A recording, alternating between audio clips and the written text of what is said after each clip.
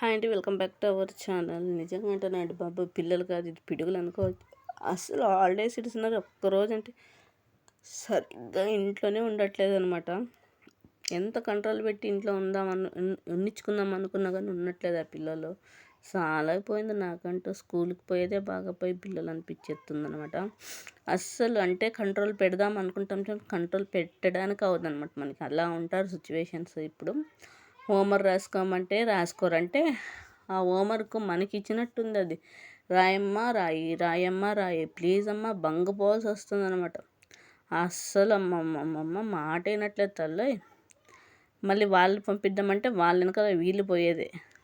తిరిగి తిరిగి తిరిగి తిరిగి వేరే వాళ్ళు అంటే మా అత్త వాళ్ళ ఇంటికి పంపిద్దామంటే ఈడ నా మాట అయినట్లేదు, ఆడ వాళ్ళ మాట ఏంటికి వింటారా అని వచ్చింది. అది ఆడపిల్ల ఆడట్లే తిరిగినీళ్ళని ఇడిసేస్తారనమాట.